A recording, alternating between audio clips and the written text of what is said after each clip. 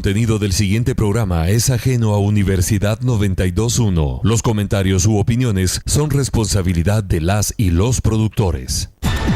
Enfrentamientos verbales dentro de la política partidista ataca al hombre y no a sus ideas. Aquí nosotros lo hacemos desde la academia, con base en la investigación. Lo hacemos por la radio, pero sobre todo lo hacemos políticamente hablando. Políticamente hablando. Amplía tu información. Un análisis profesional, académico y formativo de la realidad social, económica y del Estado. Ahora, políticamente hablando. Al aire. Porque la política es inherente al hombre. A continuación, transmitiendo por Universidad 92.1. Ideas políticas que suenan. La libertad de decir las cosas como son.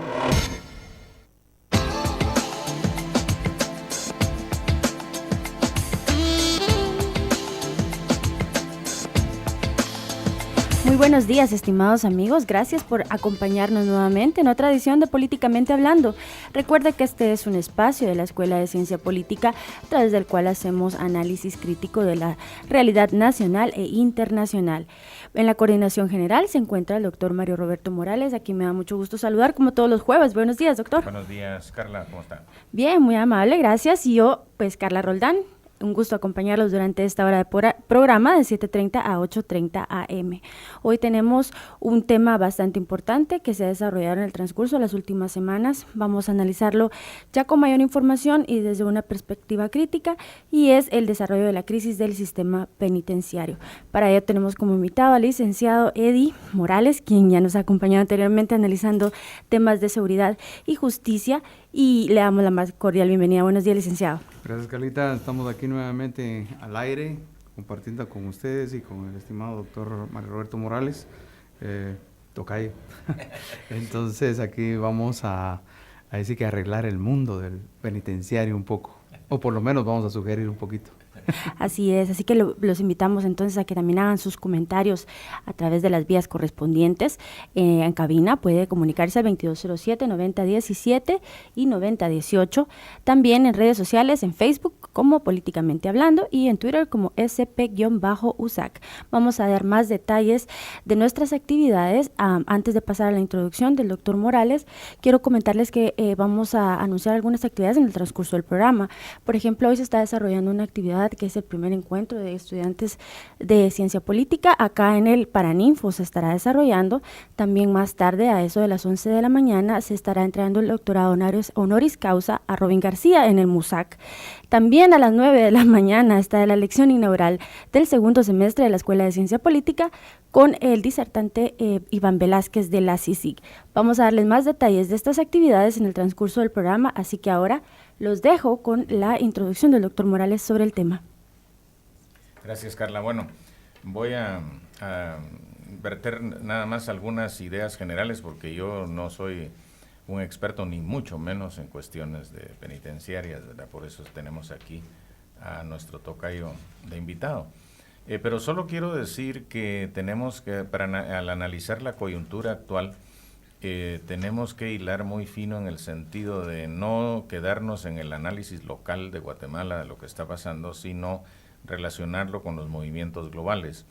Y el asunto penitenciario no escapa de la coyuntura actual. Toda esta coyuntura que en lenguaje gramsciano, bueno, Gramsci hablaba de restauración conservadora y yo prefiero decir restauración oligárquica porque Gramsci lo decía refiriéndose a la formación del Estado moderno italiano en el siglo XIX. Entonces, ahorita esto es restauración oligárquica. Restauración es un remozamiento, digamos, un replanteo del mismísimo poder que ha estado vigente siempre, pero esta vez son los Estados Unidos los que están obligando a la oligarquía a hacer este remozamiento, entre otras cosas a pagar impuestos.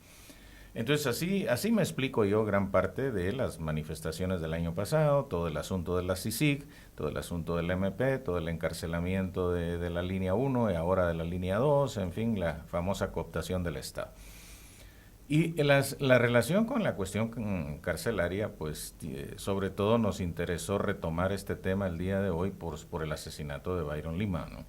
digamos, no tanto por especular quién mató a Lima, así como quién mató al obispo, aunque se vale hacerlo, pero no tanto por eso, cuanto porque ese hecho está justificando uno de los puntos de la restauración oligárquica, que es continuar con las privatizaciones de lo público. E inmediatamente, pues cuando mataron a Lima, los neoliberales empezaron a hablar de la ineficiencia del sistema penitenciario y que había que privatizarlo. O sea, el mismo esquema de la educación. La educación no funciona, hay que privatizarla. La salud no funciona, hay que privatizarla. Ahora el sistema carcelario no funciona, miren, mataron a Lima, bueno, quién era Lima, cómo era la vida dentro de las cárceles, no funciona, hay que privatizarlo. Ese mito de que lo privado funciona mejor que lo público, lo cual es una verdad a media, es una verdad relativa, ¿no? Me gusta siempre repetir la idea de Eric Hobsbawm, una vez que lo oí decir en Pittsburgh: el Estado sí es corrupto, el Estado sí es ineficiente, el Estado sí es hipertrófico, pero es lo único que tenemos los que no somos dueños de medios de producción para ejercer el poder.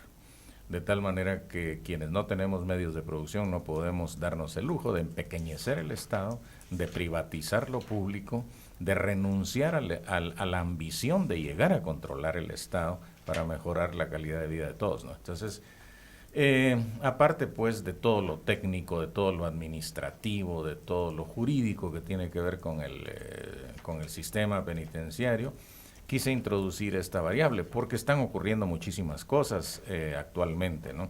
Y quiero aprovechar brevísimamente para hacer una denuncia y un anuncio, ¿no? La denuncia es que mi correo electrónico mrobertomorales@yahoo.com ha sido intervenido o hackeado, como se dice en la jerga cibernética, ¿no? De modo que algunas de mis contactos están recibiendo mensajes desde mi correo que no escribo yo. Así que yo le ruego a todos mis contactos tener esto en cuenta. Está intervenido mi correo electrónico, probablemente mi teléfono también, y esto se debe justamente a los artículos que he estado escribiendo externando estos criterios de que todo se trata de una restauración oligárquica, ¿no? Y que no hay tales de una refundación ni del Estado en el sentido democrático, sino es todo una restauración oligárquica. Que no les guste a algunos oligarcas, obvio, no eso, pero eso es otro problema. Aquí hay una imposición de Estados Unidos y al parecer, pues no, hasta la fecha no hay una opción alternativa a esa imposición.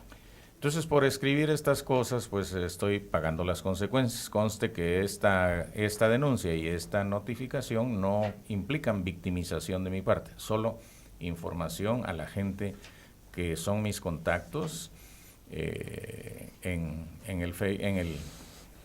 el Yahoo, para que tengan en cuenta que no soy yo el que escribe cuando reciban mensajes míos. Así que ahora sí, con disculpas, le devuelvo el micrófono a Carla para que presente formalmente a nuestro invitado del día de hoy. Muchas gracias, doctor. Bueno, y ahora continuando con el tema del día de hoy, el que les comentamos, hablaremos, como ya lo dijo Mario Roberto en la introducción, del desarrollo de la crisis que se suscitó en el sistema penitenciario. Nos acompaña acá en cabina el licenciado Eddie Morales, quien es sociólogo por parte de la Universidad de San Carlos, específicamente de la Escuela de Ciencia Política, y también tiene un posgrado en Ciencias Criminológicas y Criminalísticas por la Universidad Mariano Gálvez. Ha trabajado en diversas actividades dentro del sistema nacional.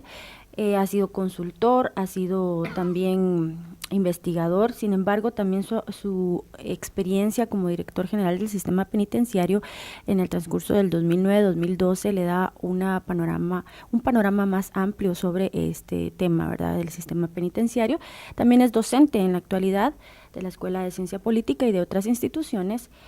Tiene varias investigaciones publicadas, como el estudio comparativo de los imaginarios sociales y mecanismos sociales y su incidencia para la formulación de estrategias de prevención de la violencia en los jóvenes de los municipios de Villanueva y Santo Domingo Xenacog, así otras. Esta es una investigación que se realizó con la DIGI de la Universidad de San Carlos y varias publicaciones acerca del tema de la criminalidad, de la criminalización también, ¿verdad? Y todo lo que es relacionado con violencia. Además, vamos a tratar de establecer una comunicación con el doctor Francisco Jiménez, a quien también anunciamos en nuestra página de Facebook como invitado. Sin embargo, hoy tuvo algunos problemas que escaparon, ¿verdad?, de sus manos. No nos puede acompañar aquí en cabina, pero él va a estar comunicándose con nosotros en breve. Pero para entonces empezar ya el análisis de este tema, me gustaría entonces darle la bienvenida al licenciado Morales otra vez, y por favor que empecemos ya con las preguntas que tenemos definidas, y empecemos con esta, por favor, licenciado Morales. ¿Cómo relaciona usted la actual crisis del sistema penitenciario y la lucha contra la corrupción y la impunidad que ha sido impulsada desde la CICIG y desde el Ministerio Público? Bueno, yo creo que aquí hay que analizar de una manera holística todo totalmente, todo está concatenado de una u otra manera. Lo que sí es cierto es que es un problema no solamente de cuestión de administración y gestión, sino que verdaderamente es una relación directa entre el sistema de justicia. El sistema de justicia, de una u otra manera, ha dejado por un lado a lo que es el sistema penitenciario en general, y como último eslabón de la cadena de la justicia, valga la redundancia. Entonces, de una u otra manera, el sistema penitenciario se ha convertido en un depósito de humanos. Lo hemos dicho en varias oportunidades y en varias entrevistas. No se está generando verdaderamente una reforma profunda e integral con una participación de todos los diferentes entes vinculados al sector justicia y seguridad. En el caso del Ministerio de Gobernación, de una u otra manera, que es en pocas palabras, que es al cual pertenece el sistema penitenciario como una institución ligada, al igual que otras, y específicamente al Viceministerio de Justicia y también al Viceministerio de Seguridad, que deberían de tener una interrelación con esos entes que existen y que de una u otra manera están generando cambios al interior del sistema y hacia la justicia, pero son cambios extremadamente lentos. Dejemos lo lento, lo burocrático, y ahorita en estos momentos en la crisis penitenciaria se requiere decisiones audaces, decisiones inmediatas, porque de lo contrario ya el control de sí está perdido. El control de una u otra manera no se ha logrado retomar, no se le dio una continuación al tema penitenciario como debería haber sido, y hay que reconocer que de una u otra manera la impunidad que ha vivido Guatemala durante mucho tiempo, casi podríamos decir que se ha convertido en un negocio por intereses de ciertos grupos, lo mencionaba muy bien acá el doctor Roberto Morales, oligárquico, político, económico. Y de esto u otra manera, sabe muy bien que uno de los talones, mejor dicho, el talón de Aquiles del sistema de justicia y seguridad está concentrado en el sistema penitenciario. Esto afecta a cualquier gobierno, sin importar aspecto ideológico o de qué tendencia pueda tener, simple y llanamente siempre va a ser el talón de Aquiles de cualquier gobierno. Y, por supuesto, a estos grupos, de una u otra manera, que han tomado al sistema penitenciario, no solo infiltrándolo, además de eso, haciendo negocios por alguna u otra manera, generar ganancias para estos grupos que están todos estructurados y conectados entre sí, y además con una justicia lenta, ¿ya? Definitivamente, entonces el sistema penitenciario se va colocando en crisis, y una crisis real que ahora sí podemos decir que está, ya dejémoslo colapsado y obsoleto en sí del sistema mismo. Más que eso, ya es un depósito de personas. No se les puede dar el proceso de rehabilitación que tanto se luchó. Le doy por ejemplo, en mi experiencia, durante 3 años, si hubo un punto medular que le pusimos atención con todo el equipo técnico que se encontraba ahí en mi gestión, fue precisamente los programas de rehabilitación social. Ya, el control de las prisiones, principalmente el mejoramiento, porque no crea que fue fácil, fue un proceso largo en el cual hubieron amenazas, ataques, una serie de coordinaciones dentro de estas estructuras criminales de afuera con las de adentro. No es nada fácil el enfrentar a esas estructuras criminales, y más aún con una institución que recursos humanos escasos, sin vocación, muchos de ellos únicamente persiguen algún tipo de salario, y porque nada más pensaron de que aunque sea me iba al sistema penitenciario a trabajar erróneamente. O otro problema, el recurso financiero. Ya recuerdo, tuve 3 años de gestión solamente con 380 millones al año, y entre 80 y 85% se nos iba nada más en alimentación y pago de salarios, y apenas había un poquito ahí para administrar. ¿Y dónde está la inversión? Entonces, esos son aspectos que verdaderamente deben tomarse en consideración. Y precisamente ese es el gran reto de la dirección general actual, que por cierto quiero advertir, la persona que está ahora es una persona que entró dentro de mi gestión, tiene experiencia tal vez de índole operativo administrativo, más no político estratégico, que es una parte que tiene que complementarla y enfocarse en aspectos de rehabilitación. Perfecto, licenciado Morales. Vamos a hablar de estos temas acerca de los negocios que se hacen tanto al interno del sistema penitenciario, pero también cómo se observa en la posible privatización del mismo y cómo encaja dentro de algunas situaciones estratégicas que se están dando dentro del país. Sin embargo, ya vamos próximos a nuestra primera pausa, la vamos a hacer en este momento, y antes de irnos a ella, pues ahora sí darles la información correcta. Al principio dije que era el primer encuentro de estudiantes de ciencia política, es el segundo encuentro para corregir. Empieza desde a las 8 de la mañana, pero se desarrolla hasta las 5 de la tarde acá en el Centro Cultural Universitario Antiguo Paraninfo, ubicado en la Segunda Avenida 1240. Para aquellos que no lo sepan, vamos a tener diferentes actividades y los invitamos a participar. Este segundo encuentro de estudiantes de ciencia política se desarrollará jueves y viernes. El viernes allá en la Biblioteca Central de la Universidad de San Carlos. Bueno, entonces ya con esto nos vamos a nuestra primera pausa y seguimos con el tema. Vamos a analizar cómo es que surge entonces, cómo se entiende el surgimiento de personajes o la existencia de Byron Lima dentro del sistema penitenciario, así que no cambie.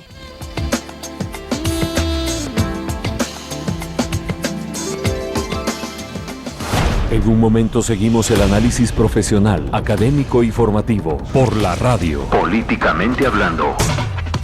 Políticamente hablando.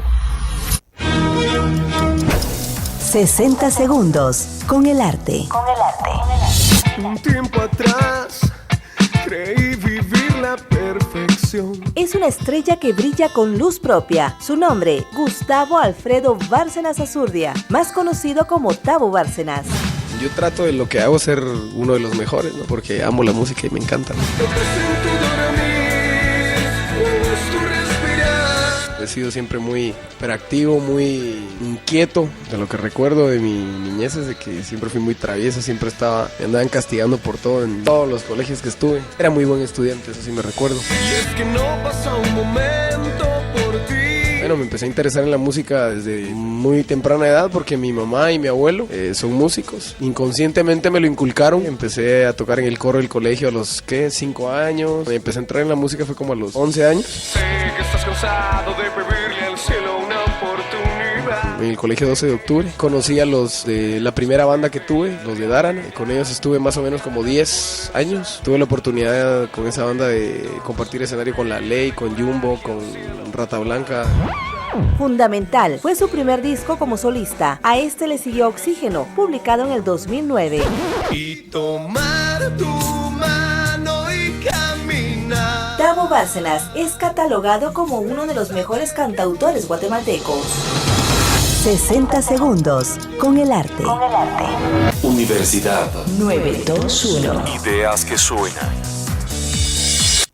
Yo, Rosa Morales, soy una persona con discapacidad física. Vivo en Zacatepeques y trabajo como contadora. Estoy esperando en la oficina al personal del CONADI, que lleva a cabo la Encuesta Nacional de Discapacidad, a realizarse de junio a octubre y tiene el objetivo de conocer cuántas personas con discapacidad hay en el país. Así como yo, espéralos tú también. Recíbelos con confianza. Cuéntale si eres una persona con discapacidad o si tienes algún familiar con discapacidad. Encuesta Nacional de Discapacidad de junio a octubre 2016, realizada por CONADI, acción conjunta para una participación plena. Con el apoyo de Universidad 921.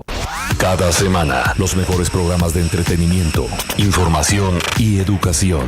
Distinguidos escuchas, aquí estamos ya de nuevo con ustedes. Está usted escuchando Encuentro Universitario, donde hablamos de autoevaluación y certificación desde la División de Desarrollo Académico de la universidad. Bueno, me alegro mucho que vengan también estudiantes de la Universidad de San Carlos aquí a platicar con nosotros para darle más vida y más fuerza a este tipo de conversaciones. A ver. Encuentro Universitario, lunes 8:30 de la mañana. Tiene tantos años el tema que no es fácil el romper prototipos, ideas, manifestaciones, etcétera al respecto. Esta es la ruta auditiva de cada semana en Universidad 921. Ideas que suenan. La Escuela de Ciencias Políticas y Sociales de la Universidad de San Carlos de Guatemala está presentando Políticamente hablando. Políticamente hablando.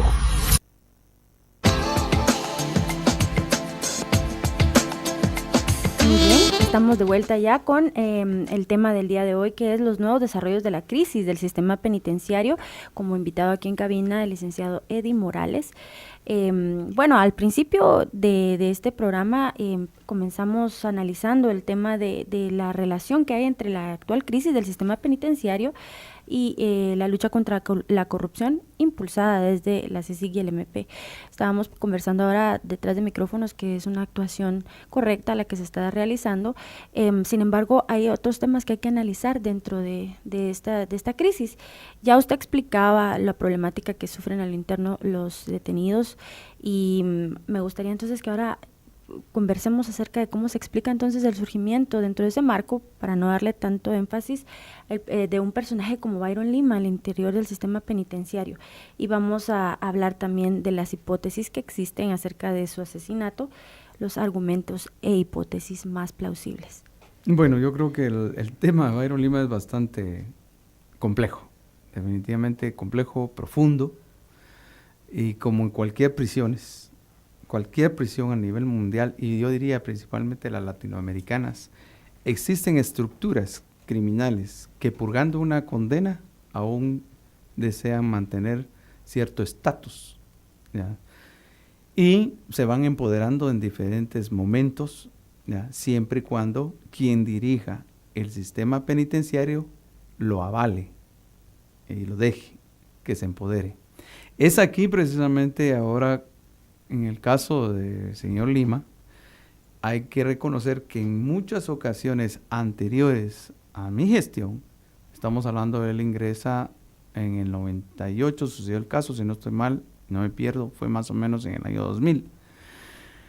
Ese proceso, definitivamente, no se puede decir si él fue o no fue el que ejecutó a Monseñor Gerardi, pues eso es la justicia la que debe de determinar la culpabilidad e inocencia. Pero de cualquier manera, a lo largo de todo ese tiempo, esas estructuras de afuera, ¿ya?, que tienen de cualquier forma alguna relación política, ¿ya?, en esa vieja política, entre comillas, que sucedía, pues definitivamente a la persona que se le asignaba como director general, esos mismos compromisos, ya específicamente le dieron ciertas indicaciones para que esta persona se le diera ciertas granjerías.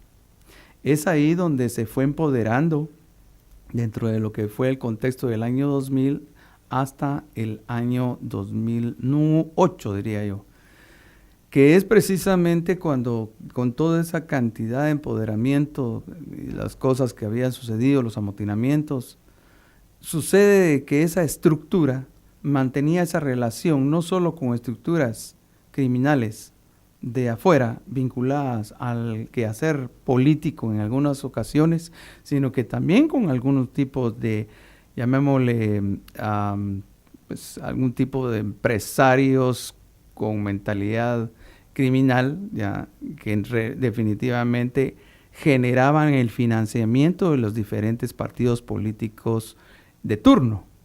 Esto generó entonces que se le diera un sentido de, llamémosle, de respeto, porque yo no le llamo de verdad autoridad, sino que fue un empoderamiento y una especie de respeto a él.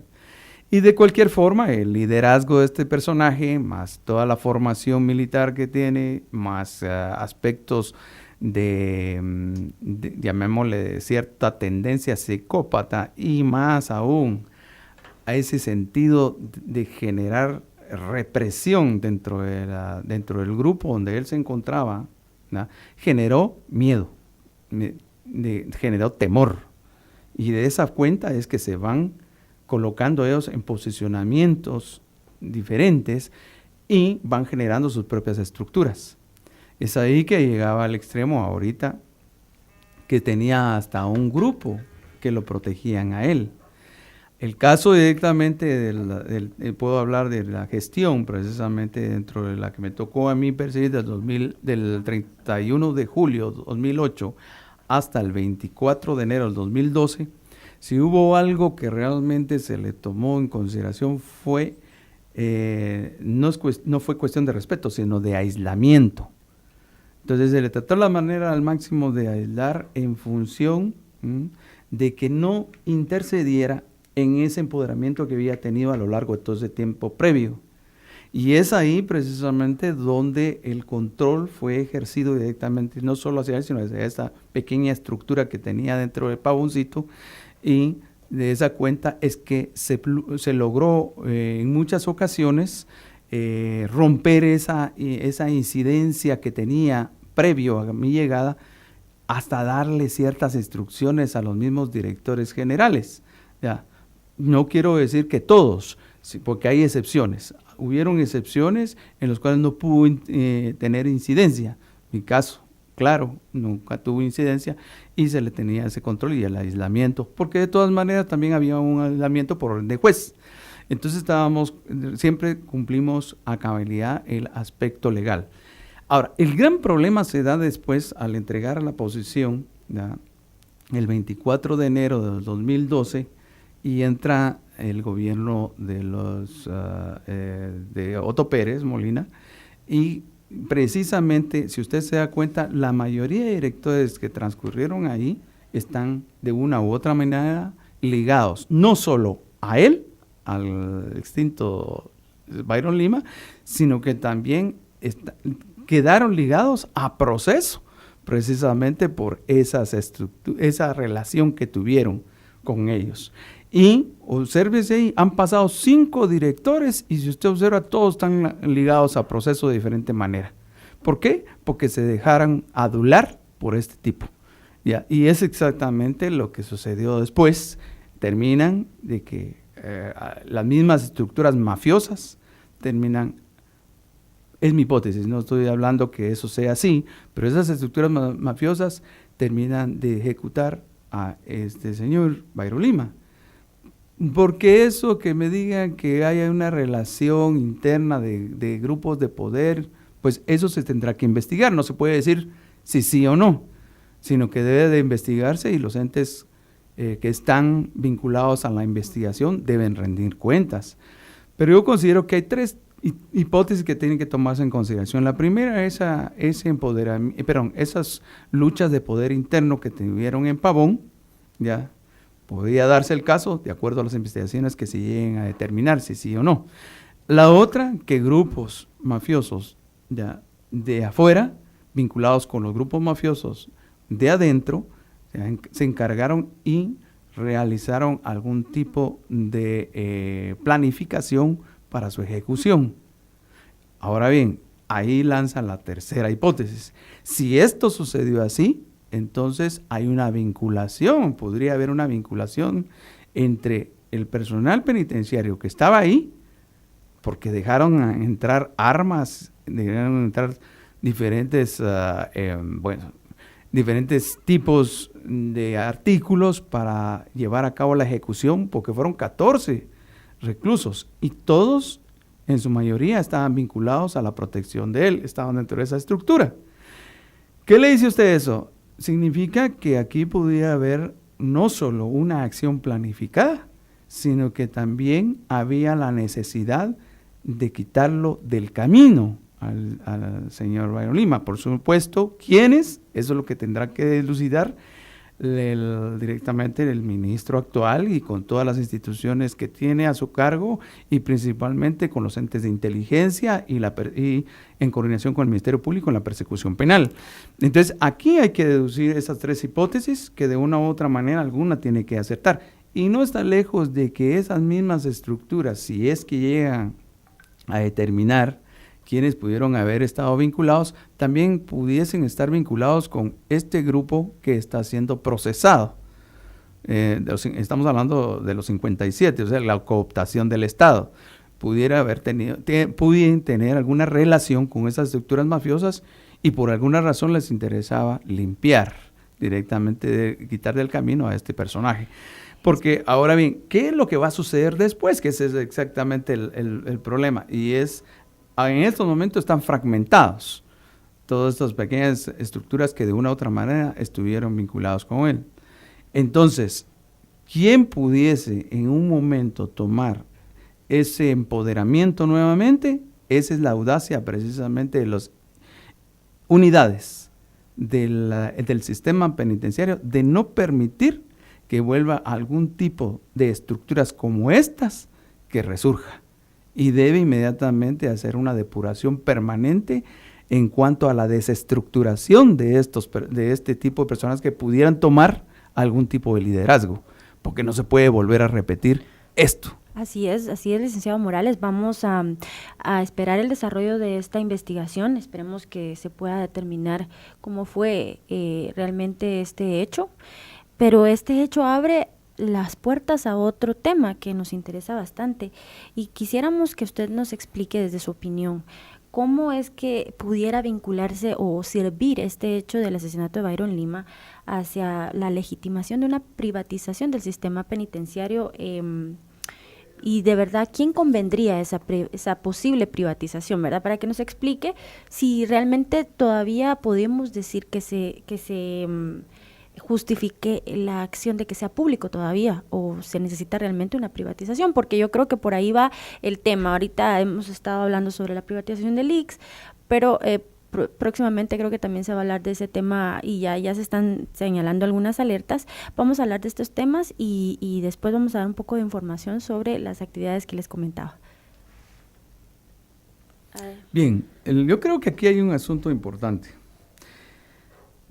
Hay que partir del artículo 19 de la Constitución, y muy claramente lo dice, que en relación al sistema penitenciario es responsabilidad del Estado. Y le agrega, es una institución de tipo civil. Fíjese usted, si usted analiza y va desglosando cada uno de estos renglones en los cuales habla la Constitución acerca del sistema penitenciario y que también su objetivo es la resocialización, reeducación de los privados de libertad, entonces en todos estos se encuadra con claridad no solo la función, sino que también esa relación de responsabilidad del Estado en cuanto a la administración del sistema penitenciario. Si bien es cierto que muchos opinan de que se requiere privatizar, pero entonces tenemos que empezar a hacer reformas a la misma Constitución. Y que si bien pudiera darse un caso de alguna relación de alianza público-privado para la administración penitenciaria, ese es otro asunto diferente. Pero creería yo que como tal debe de ser responsabilidad del Estado, porque si observamos ejemplos de privatizaciones en otros países, y entiéndase bien algo muy importante, el caso de los Estados Unidos. Existen prisiones privadas que no han funcionado como debe de ser, porque se han convertido en negocios de la iniciativa privada, de empresas privadas o consorcios privados. No estoy diciendo con esto que sea malo, simplemente que se generan diferentes niveles de corrupción. ¿Ya? Y la misma situación también en algunos casos sí ha funcionado. Son la excepción, no la regla. Pero a lo largo de todos estos procesos pseudo privatizantes o alianza público-privadas y en algunos casos privatización casi total, podemos darnos cuenta en otros ejemplos. El caso de Chile. Chile inicialmente tuvo un buen éxito en cuanto a ese proceso de concesiones de las prisiones, pero inmediatamente se fueron generando otro tipo de problemas, no solo de índole operativo y administrativo, sino que otra vez volvemos a esos negocios corruptos que se generan dentro de aquellas personas interesadas en la temática de la construcción principalmente, ¿ya? Para percibir ganancias. Y entonces acá se requieren entes de control muy efectivos para evitar precisamente esos niveles de corrupción dentro del sistema penitenciario. Otro ejemplo, usted lo ve en el caso de República Dominicana, que está haciendo un proceso de cambio dentro de su sistema penitenciario que me parece bastante congruente. Ellos han tenido éxito en algunos casos, pero sin embargo ellos se presentan a una crisis. Tienen 2 sistemas penitenciarios. Uno que es el nuevo, ¿verdad?, y que está en proceso de renovación, que me parece bastante efectivo, pero tiene sus bemoles, sus propias características, y está el antiguo. El antiguo está viendo algo similar como el sistema penitenciario guatemalteco, en crisis. Otro ejemplo lo tiene usted en el caso de Costa Rica. Costa Rica es otro ejemplo en cuanto a todo cómo han administrado su sistema penitenciario, y aún así tienen crisis profundas. Venezuela, ya verdaderamente, no dejemos la sobrepoblación, los niveles de corrupción exagerado que tienen y el control que tienen los privados de libertad, porque hay un hacinamiento total y empoderamiento de las estructuras criminales. Dígame usted, Brasil. Brasil es un caso. Hace poco estaba viendo una persona que vivía con unos lujos, no recuerdo el nombre, ¿ya?, pero unos lujos exagerados dentro de la prisión, que cualquiera quisiera estar dentro de la prisión, entonces encerrado 1000 años, si es que aguanta, pero verdaderamente tenía todos los lujos absolutos. Tenía mesas de billar, tenía una mesa de atención a personas de los privados de libertad, tenía otro lugar para atender a los directores del centro, y tenía suficiente whisky, ron, cualquier cosa que usted pidiera ahí lo tenía. Ese es un claro ejemplo de que el sentido de la administración penitenciaria ha fallado en todo sentido, no solo de índole de la administración pública, o sea, la administración del Estado mismo, que también genera ciertas estructuras corruptas en la administración de prisiones, sino que también está el caso de la administración privada, que han generado también otro tipo de corrupción para generar ganancias. Entonces yo creo que el tema hay que profundizarlo más, hay que analizarlo, qué es lo que realmente conviene y cómo se va a controlar y se le va a dar seguimiento a una transformación del mismo sistema penitenciario. Ya existe actualmente una política de sistema penitenciario, una política pública, digamos. Hay que analizarla, porque yo siempre he considerado que deben de revisarla y hacerle varias reformas, principalmente cuando usted lee la página de la 80 al 85, ya, créame, esa política la he leído de pies a cabeza y le digo, ahí se enmarcan muchos negocios que están dejando, ya, a futuro y de una manera legal. ¿Ya? ¿Dónde se ha visto usted que se establezca una administración una terciarización de servicios al sistema penitenciario donde se declara con certeza que va a tener que ser licitada para empresas? Ahí le dejan a usted muchas dudas. Léalo en la página 80 al 85, está muy clarito hacia dónde verdaderamente se quiere llevar esa política penitenciaria. Entonces yo creo que hay aspectos que deben de quedar bien claros, debe de gestarse de una u otra manera mucho más innovadoras los aspectos. Si se va a hacer una alianza público-privada, debe de analizarse profundamente y no solo dejar que no solo las mismas empresas que pudieran involucrarse dentro de la administración penitenciaria vayan a generar otros focos de corrupción en coordinación con la administración pública. Hay muchos aspectos, como le digo, que tienen que evaluarse. Bueno, perfecto, licenciado Morales, gracias. Vamos a irnos a nuestra segunda pausa. Antes de comentarles que hoy se otorgará el doctorado honoris causa in memoriam a Robin García, quien el 4 de agosto de 1977 aparece su cuerpo, 8 días después de su secuestro, con señales de haber sido secuestrado, torturado y ejecutado extralegalmente por elementos del gobierno de Shell Laugerud. Eso será hoy en el MUSAC a las 11 horas, el acto protocolario. Ahí estará el rector de la universidad. Este también es un doctorado otorgado por los estudiantes de la Facultad de Agronomía y de la Escuela de Historia de las dos universidades.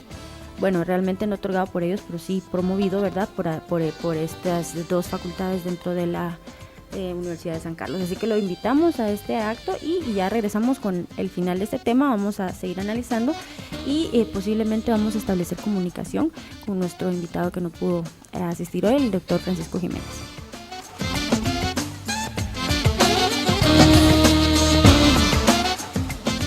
En un momento seguimos el análisis profesional, académico y formativo por la radio. Políticamente hablando. Políticamente hablando.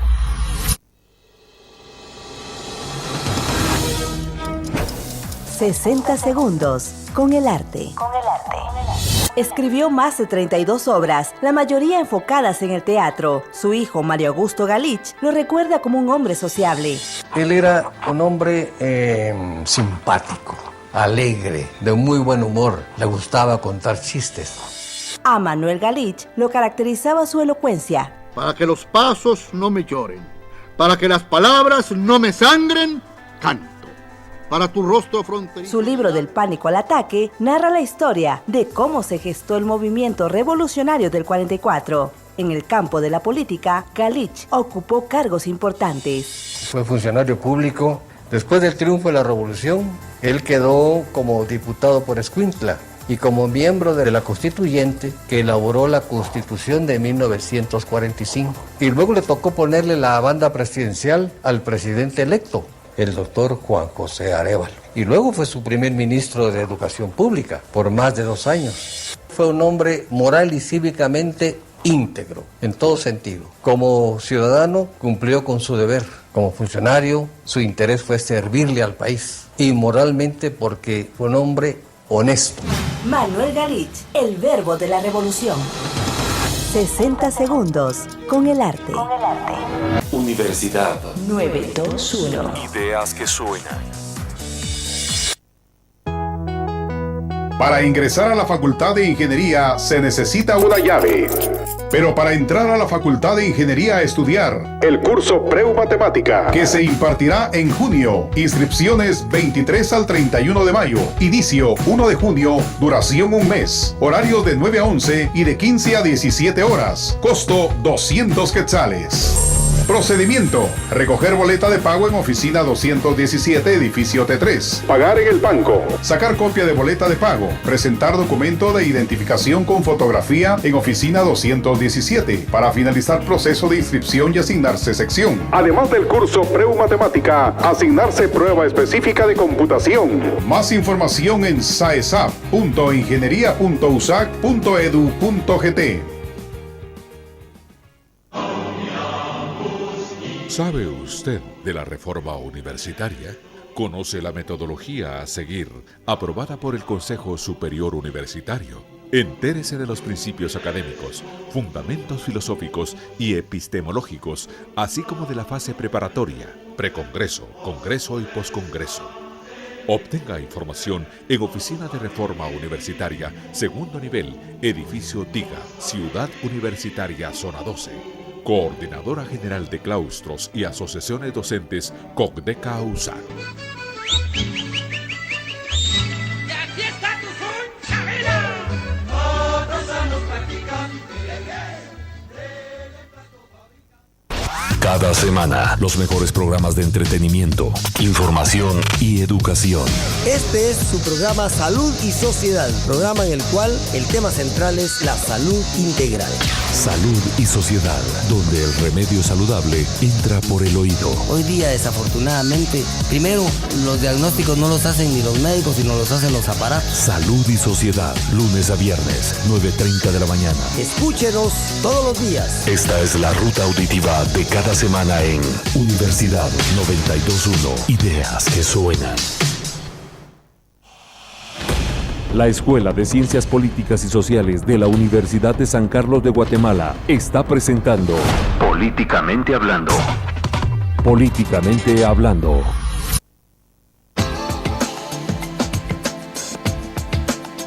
Bien, amigos, estamos de vuelta ya con el programa del día de hoy. Hoy conversamos con nuestro invitado acá en cabina, el licenciado Eddie Morales, acerca de los desarrollos de la crisis del sistema penitenciario, pero tratamos de hacer un abordaje del tema desde una línea crítica, de una perspectiva crítica, y hablamos entonces de todo el sistema en general, ¿no? Del sistema penitenciario, de la justificación que se pueda dar una posible privatización. Teníamos como invitado acá en cabina al doctor Francisco Jiménez, quien también tiene experiencia como exministro de Gobernación. Él nos va a estar acompañando por vía telefónica y en este momento le vamos a dar pues la palabra, ¿verdad?, acá en cabina, para que pueda él expresar sus conocimientos y sus opiniones acerca de este tema. Así que muy buenos días, doctor Jiménez, gracias por estar con nosotros vía telefónica. Muchas gracias por la invitación de participar, aunque sea por vía telefónica, y muchos saludos a la audiencia de este programa que ya resulta ser importante para la audiencia de este país. Bien, en términos generales, ustedes ya han abordado el tema desde varios ángulos. Yo quisiera subrayar dos cosas importantes. En términos de la región y en términos de América Latina, no hay que olvidar que los sistemas penitenciarios son siempre el patito feo del Estado.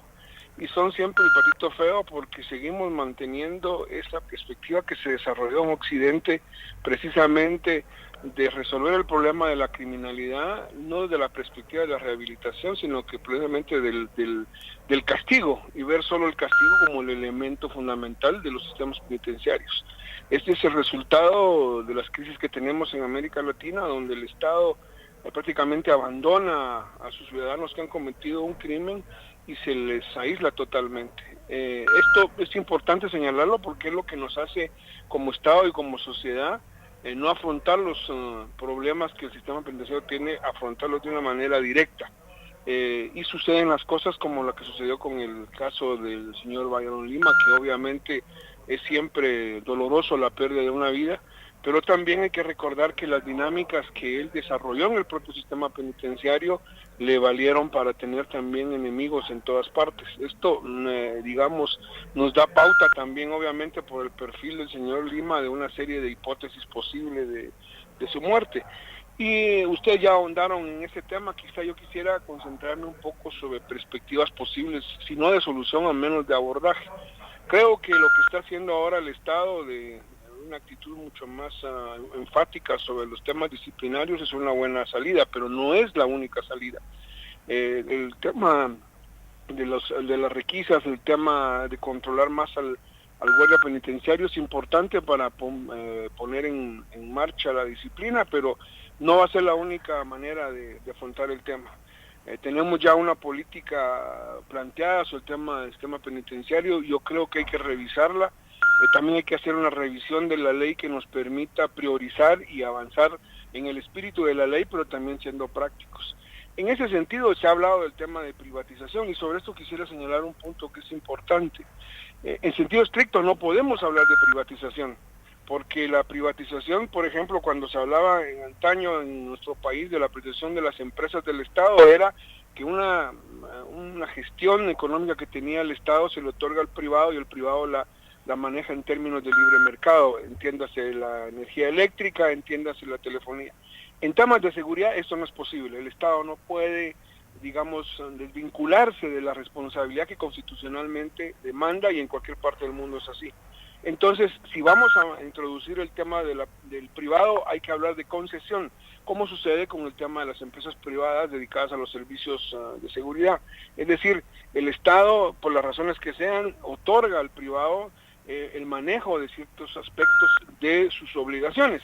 Y en el caso de las empresas privadas de seguridad, lo que implica para garantizar precisamente esa concesión esté llevada a cabo, hay una legislación específica. Por lo tanto, hay controles, o al menos planteados teóricamente, controles que permiten que el Estado evalúe el servicio prestado. Las empresas de seguridad no son como cualquier empresa, por eso no es suficiente el simple hecho de estar inscrito en el registro mercantil, requieren otra característica. Si lo entendemos de esa manera, yo creo que sí, al menos deberíamos de abrir el debate si es necesario o no la concesión. Yo no estoy de acuerdo totalmente, o mejor dicho, no estoy de desacuerdo totalmente en ver la posibilidad de la concesión. Las experiencias en otros países hablan de esa parte de la concesión, pero hablar de privatización en sentido global sería pensar de que el Estado se va a hacer a un lado de su responsabilidad, y eso no es posible.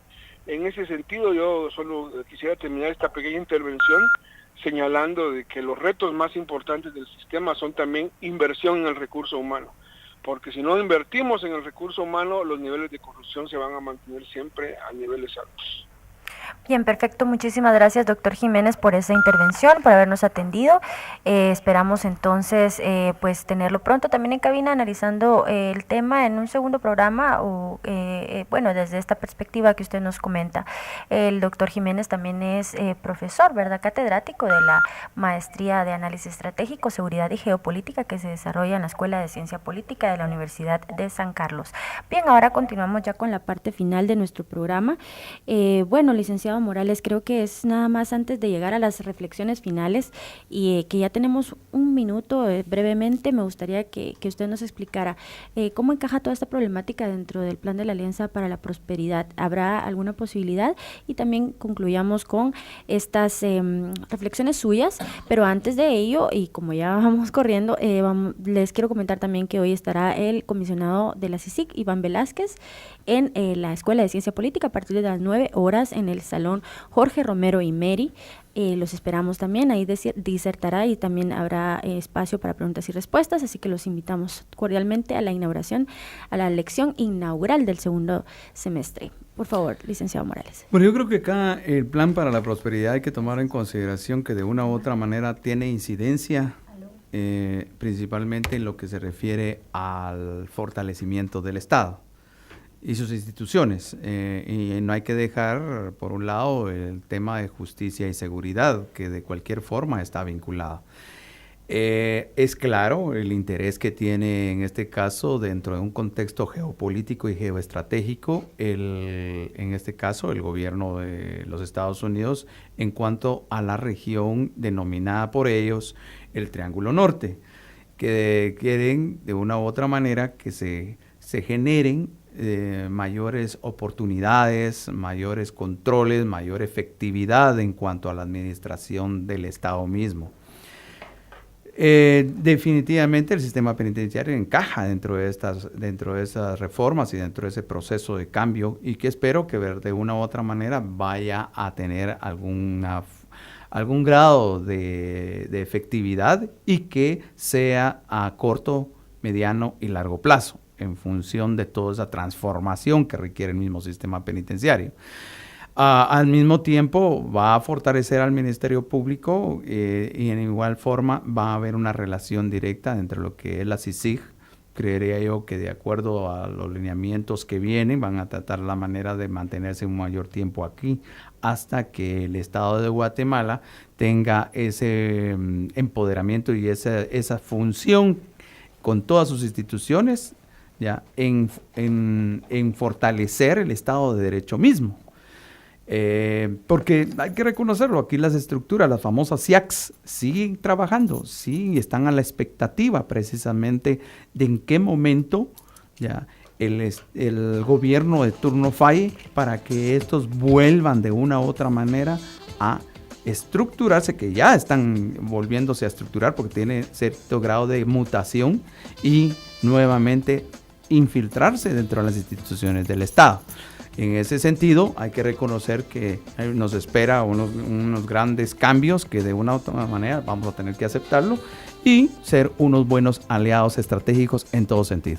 Muchísimas gracias, licenciado Morales, también profesor y catedrático de la Maestría de Estudios Estratégicos, de Análisis Estratégico de la Escuela de Ciencia Política. Así que a ustedes les agradecemos que se hayan quedado con nosotros durante esta hora. El programa estará subido en internet, en nuestra página de Facebook la pueden encontrar. Y bueno, los invitamos al próximo jueves con otro tema interesante desde este programa.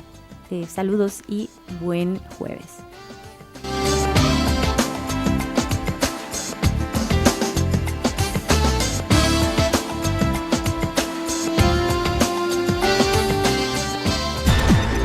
Hicimos un análisis profesional y formativo de la realidad social, económica y de Estado.